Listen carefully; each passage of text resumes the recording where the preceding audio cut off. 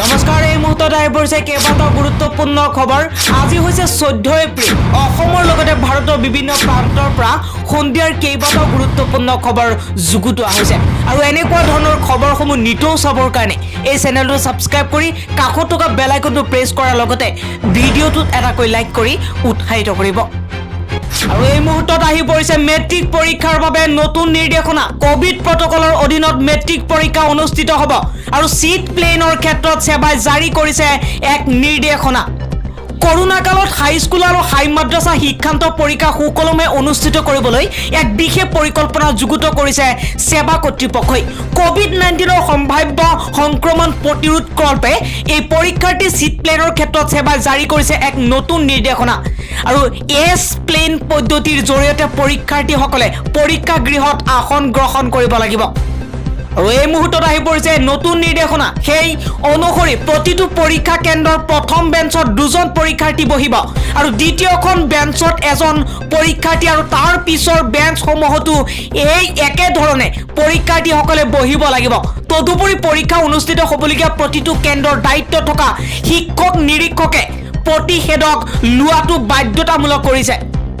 আৰু কোভিডৰ বাবে সেৱাৰ প্ৰতিটো পৰীক্ষা কেন্দ্ৰলৈ মাস্ক সেনিটাইজাৰৰ বাবে প্ৰেৰণ কৰিব ধন প্ৰতিটো কেন্দ্ৰৰ প্ৰতিগৰাকী পৰীক্ষাৰ্থীৰ বাবে এইবাৰ 25 টকাকৈ দিব সেৱাই মুঠতে কোভিডৰ সকলো বিধি পালন কৰি পৰীক্ষা অনুষ্ঠিত কৰিবলৈ হাজু হৈছে সেৱা কৰ্তৃপক্ষই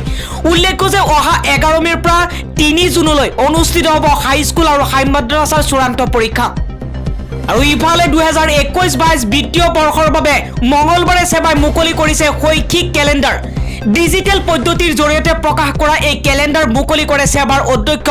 ৰমেশ চান্দ জনে আৰু সচিব সুৰঞ্জনা সেহে এবাৰ সেনাপতিয়ে এইটো প্ৰকাশ কৰিছে আৰু সেই শৈক্ষিক কেলেণ্ডাৰ অনুসৰি সেৱাৰ অধীনস্থ বিদ্যালয়সমূহৰ শিক্ষকসকলে ছাত্ৰ ছাত্ৰীৰ বাবে এইবাৰ যুগুতাব লাগিব পাঠ তদুপৰি শৈক্ষিক কেলেণ্ডাৰ অনুসৰি অনুষ্ঠিত কৰিব লাগিব 6 মাহীয়া বছৰেকীয়া আৰু লগতে গোট পৰীক্ষা আনহাতে এইবাৰ শৈক্ষিক কেলেণ্ডাৰত অসমীয়া বিষয় সকলোৱে বাধ্যতামূলকভাৱে অধ্যয়ন কৰিব লাগিব বুলি স্পষ্টকৈ উল্লেখ কৰিছে সেৱা কৰ্তৃপক্ষই তৰাই পৰিছে এটা ডাঙৰ খবৰ প্ৰধানমন্ত্ৰী নৰেন্দ্ৰ মোদীয়ে এইবাৰ বৈঠকত বহি এটা গুৰুত্বপূৰ্ণ ৰায় প্ৰদান কৰিছে CBSEৰ 10ম শ্ৰেণীৰ পৰীক্ষা বাতিল কৰা হৈছে এই মুহূৰ্তত এটা ডাঙৰ খবৰ CBSEৰ 10ম শ্ৰেণীৰ পৰীক্ষা বাতিল কৰিছে আৰু পিছুৱাই দিয়া হৈছে দ্বাদশ শ্ৰেণীৰ পৰীক্ষাক লৈ বিভিন্ন ধৰণৰ বিতৰ্ক চলি থকাৰ মাজতে আজি প্ৰধানমন্ত্ৰী নৰেন্দ্ৰ মোদী আৰু শিক্ষা মন্ত্ৰীৰ মাজত বৈঠক অনুষ্ঠিত হৈছে আৰু বৈঠকৰ অন্তত এই সিদ্ধান্ত গ্ৰহণ কৰা হৈছে উল্লেখ্য যে 2021 4 মেৰ পৰা 10ম আৰু দ্বাদশ শ্ৰেণীৰ পৰীক্ষা আৰম্ভ হ'বলগীয়া আছিল কিন্তু কৰোনাৰ প্ৰকোপ বৃদ্ধি পোৱাৰ বাবে এই পৰীক্ষাসমূহ বহুতে স্থগিত কৰাৰ দাবী কৰিছিল ইয়াৰ পিছতে আজি এই সিদ্ধান্ত গ্ৰহণ কৰিছে প্ৰধানমন্ত্ৰীয়ে আৰু এই মুহূৰ্তত এটা ডাঙৰ খবৰ জনাইছো আপোনালোকক প্ৰধানমন্ত্ৰী নৰেন্দ্ৰ মোদী আৰু শিক্ষা CBSEৰ সকলো কৰ্তৃপক্ষৰ লগত আলোচনা কৰি অৱশেষতে চূড়ান্ত সিদ্ধান্ত গ্ৰহণ কৰিছে আৰু CBSEৰ পৰীক্ষা যেটো 10ম শ্ৰেণীৰ পৰীক্ষা বাতিল কৰা হৈছে আৰু দ্বাদশ শ্ৰেণীৰ পৰীক্ষা পিছুৱাই দিয়া হৈছে ৰাজ্যবাহী কোভিড প্ৰটকল মানি বিহু পালন কৰিবলৈ আহ্বান জনাইছে মুখ্যমন্ত্ৰী সৰ্বানন্দ সোণোৱালে সমগ্ৰ অসমবাসীলৈ অসমীয়া নৱবৰ্ষ আৰু ৰঙালী বিহুৰ শুভকামনা ৰাজ্যৰ মুখ্যমন্ত্ৰী সৰ্বানন্দ সোণোৱালৰ প্ৰতিগৰাকী অসমবাসীলৈ ৰঙালী বিহুৱে আনন্দৰ উপহাৰ কঢ়িয়াই অনাৰ আশা কৰিছে মুখ্যমন্ত্ৰীগৰাকীয়ে আৰু লগতে স্বাস্থ্য বিভাগে দিয়া সকলো কোভিড প্ৰটকল মানি চলিবলৈ আহ্বান জনাইছে মুখ্যমন্ত্ৰীগৰাকীয়ে সামাজিক দূৰত্ব মাস্ক পৰিধান আদি সকলো নীতি নিয়ম মানি চলাৰ আহ্বান জনাইছে অসমবাসীক সমাজখনৰ হাতাম পুৰুষীয়া মূল্যবোধৰ পৰম্পৰা সদায় জীয়াই ৰখাৰ বাবে প্ৰতিগৰাকী অসমীয়াক প্ৰচেষ্টা হাতত ল'বলৈ আহ্বান জনাইছে মুখ্যমন্ত্ৰীগৰাকীয়ে আৰু আন এটা খবৰ হৈছে সমগ্ৰ অসমবাসীলৈ ৰঙালী বিহুৰ শুভকামনা জনাইছে আমেৰিকাৰ নতুন ৰাষ্ট্ৰপতি জো বাইডেনে বিশ্বৰ সকলোতকৈ শক্তিশালী ৰাষ্ট্ৰপতি জো বাইডেনে এইবাৰ অসমবাসীলৈ বহাগ বিহুৰ শুভেচ্ছা জনাইছে ৰাষ্ট্ৰপতিগৰাকীয়ে দক্ষিণ এছিয়া আৰু দক্ষিণ পূব এছিয়াৰ সকলো সম্প্ৰদায়লৈ বৈশাখী নৱৰাত্ৰি আৰু আগন্তুক নৱবৰ্ষৰ শুভেচ্ছা জ্ঞাপন কৰিছে আৰু এনে ধৰণে প্ৰেসিডেন্ট জো বাইডেনে লিখিছে Jill and I send our warmest wishes to the many South Asian and Southeast Asian communities celebrating Boisagi, Navaratri and the incoming New Year across the country this week. ৰাষ্ট্ৰপতি জো বাইডেনে আগন্তুক নৱবৰ্ষৰ সকলো পৰিয়াললৈ সমৃদ্ধি কঢ়িয়াই অনাৰ আশা কৰিছে ফেচবুক যোগে এই শুভেচ্ছাবাণী প্ৰেৰণ কৰিছে ৰাষ্ট্ৰপতি জো বাইডেনে আৰু আন এটা গুৰুত্বপূৰ্ণ খবৰ দিবলৈ লৈছো আপোনালোকক নিৰ্বাচনী প্ৰচাৰৰ সময়ত মানিব লাগিব কোভিড প্ৰটকল আৰু এই কথা উল্লেখ কৰিছে কলিকতা উচ্চ ন্যায়ালয়ে আৰু সাম্প্ৰতিক সময়ত বৰ্তমান কৰোনাৰ প্ৰকোপ দেখা পোৱা গৈছে আৰু সেই সময়তে পশ্চিমবংগ বিধানসভা নিৰ্বাচন প্ৰচাৰৰ সময়ত প্ৰতিটো ৰাজনৈতিক দলে মানিব লাগিব কোভিড প্ৰটকল আৰু কোভিডৰ সংক্ৰমণ বৃদ্ধিৰ বাবে কলিকতা উচ্চ ন্যায়ালয়ে এই নিৰ্দেশ জাৰি কৰিছে আৰু নিৰ্বাচনী প্ৰচাৰৰ সময়ত প্ৰতিটো ৰাজনৈতিক দলে সকলো স্বাস্থ্য নিৰ্দেশনা গুৰুত্ব সহকাৰে মানিব লাগিব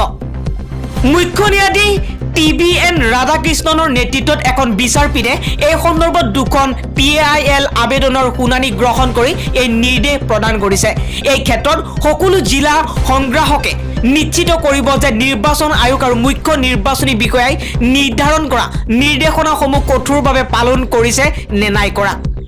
ব্যক্তিগত খণ্ডৰ চাকৰিয়ালৰ বাবে এটা ভাল খবৰ 10% পৰ্যন্ত বাঢ়িব পাৰে চৰকাৰী চাকৰিয়ালৰ দৰমহা কিন্তু কোনসকল চৰকাৰী চাকৰিয়ালৰ দৰমহা বৃদ্ধি পাব সাৰ্ভে ৰিপোৰ্ট অনুসৰি কোম্পানীয়ে নিজৰ কৰ্মচাৰীৰ দৰমহা বৃদ্ধিৰ সিদ্ধান্ত গ্ৰহণ কৰিছে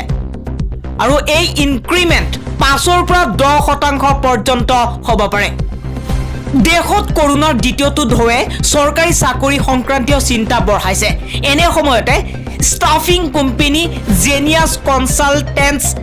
কনসালটেন্টছৰ এক সাৰ্ভেত চাকৰিয়ালৰ বাবে এক হকাজনক খবৰ আহিছে আৰু এই সাৰ্ভেৰ ৰিপৰ্ট অনুসৰি কোম্পানীয়ে নিজৰ কৰ্মচাৰীৰ দৰমহা বৃদ্ধিৰ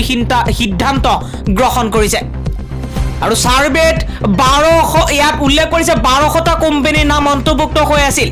জেনিয়াছ কনসালটেন্টছৰ সাৰ্ভে সমগ্ৰ দেশৰ 1200 কোম্পানী অন্তৰ্ভুক্ত হৈ আছিল যাৰ ভিতৰত আধা কোম্পানীয়ে নিজৰ কৰ্মচাৰী দৰমহা বঢ়োৱাৰ কথা উল্লেখ কৰিছে 59% কোম্পানীয়ে কৈছে যে তেওঁলোক বৰ্তমান কৰ্মচাৰী দৰমহা বঢ়োৱাৰ পক্ষত আছে লগতে 20% কোম্পানীয়ে ক'লে এই কথা যে সাৰ্ভেত 20% কোম্পানীয়ে কৈছে যে তেওঁলোকে কৰ্মচাৰী দৰমহা বঢ়াব কিন্তু 5%তকৈ কম সেইদৰে 21% কোম্পানীয়ে 2021ত কোনো ধৰণৰ দৰমহা বৃদ্ধি নকৰে বুলি ঘোষণা কৰিছে আৰু সাৰ্ভেত কোন কোম্পানী শামিল আছিল এক নম্বৰ জেনিয়াছ কনসালটেন্টছৰ সাৰ্ভেত HR IT ITES আৰু BPO লগতে বেংকিং এণ্ড ফাইনেন্স আৰু লগতে কনষ্ট্ৰাকচন আৰু লগতে ইঞ্জিনিয়াৰিং এডুকেশ্যন আৰু লগতে লজিষ্টিক ইয়াত উল্লেখ কৰা হৈছে hospitality media pharma medical power and energy real and ইয়াত লগতে উল্লেখ কৰিছে এণ্ট্ৰেণ্টৰ পাৱাৰ এণ্ড এনাৰ্জি আৰু লগতে ৰিয়েল এষ্টেটৰ দৰে কোম্পানী অন্তৰ্ভুক্ত হৈ আছে আন এটা খবৰ হৈছে অসমীয়া নৱবৰ্ষৰ প্ৰাক্ষণত অসমবাসীলৈ এটা সুখবৰ ব্যক্তিগতকৰণ নহয় নুমলীগড় সুধানগৰ লিমিটেড অসমীয়া নৱবৰ্ষৰ প্ৰাক্ষণত অসমবাসীলৈ আহিছে এই সুখবৰটি এইবাৰ পৰস্পৰ বিকাশ আৰু শক্তি সুৰক্ষাৰ ক্ষেত্ৰত সন্মিলিত প্ৰয়াসৰ অংশ হিচাপে নুমলীগড় সুধানগৰ লিমিটেডৰ 80.16% স্বত্ব লৈছে অইল ইণ্ডিয়া লিমিটেডে মঙলবাৰে গুৱাহাটীত অনুষ্ঠিত এক সংবাদমেলত এই কথা সদৰি কৰে অইল ইণ্ডিয়া লিমিটেডৰ অধ্যক্ষ তথা পৰিচালনা সঞ্চালক সুশীল চন্দ্ৰ মিশ্ৰই তেওঁৰ মতে যোৱা 25 মাৰ্চত NRLৰ 43.05 কোটি শ্বেয়াৰ অইল ইণ্ডিয়া লিমিটেড আৰু লগতে ইঞ্জিনিয়াৰ্ছ ইণ্ডিয়া লিমিটেড কনচৰ্টিয়াম অংশ ক্ৰয়ৰ চুক্তিত স্বাক্ষৰিত হৈছে উল্লেখ্য যে ইঞ্জিনিয়াৰ্ছ ইণ্ডিয়া লিমিটেড 3.21 কোটি শ্বেয়াৰৰ বাবে 699.99 কোটি টকাৰ বিপৰীতে অইল ইণ্ডিয়া লিমিটেডে 8,675.96 কোটি টকা 39.84 কোটি টকাৰ শ্বেয়াৰ ক্ৰয় কৰে আৰু বাকীখিনি 500 কোটি টকাত অসম চৰকাৰক দিয়া হ'ব আৰু অন্যহাতে BPCLে NRLত থকা মুঠ 61.65% share engineers India limited consortium আৰু লগতে অসম চৰকাৰলৈ হস্তান্তৰ কৰে। ইয়াৰ লগে লগে নিশ্চিত হৈ পৰিল যে NRL ব্যক্তিগতকৰণ নহয়।